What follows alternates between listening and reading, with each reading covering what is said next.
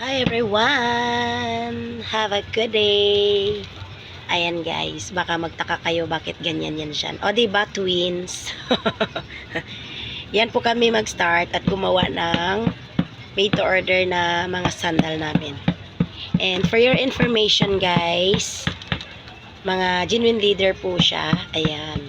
So actually ito guys, made to order po siya. Pasadya. Ayan. So pwede po ang size nyo. Ayan, ang maganda. Ayan. Pasensya na kayo guys sa mga kalat. Ayan. So, ganyan pa lang siya guys. Hindi pa po siya tapos. Ongoing po siya. Ayan. At nagaganyan siya. Sige. Ayan. Palo-palo lang muna tayo. Yan siya guys para po magdikit po siya ng maayos.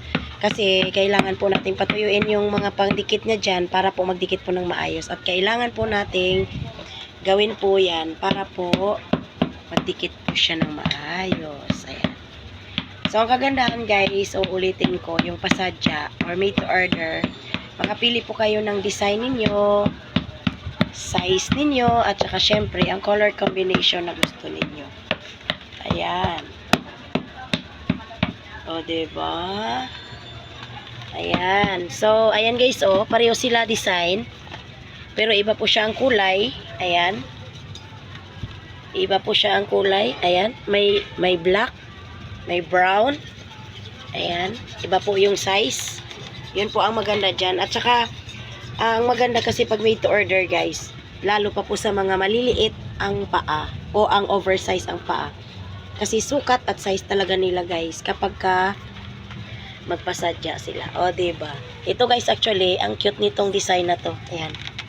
Bihira po ang design na to guys. Usually po, ganyan po ang maraming order lagi. Ayan. O, diba? Ang kagandahan dito guys, siyempre, handmade po siya. So, kasabihan nga na love local. Ayan. Support local. O, diba?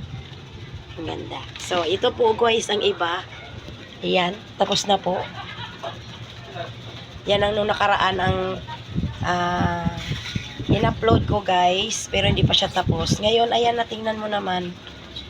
Ayan. So, may design siya na brown at saka black. Ang maganda dyan, kahit matibay na siya, katulad ng ganyan. So, tinahi na po natin guys. So, titibay po siya lalo. At syempre, dagdag design na din po siya guys. Ayan. Okay. Ayan. Baka naman just click subscribe button and follow us for more videos. Ayan. Maraming salamat sa inyo guys. God bless everyone.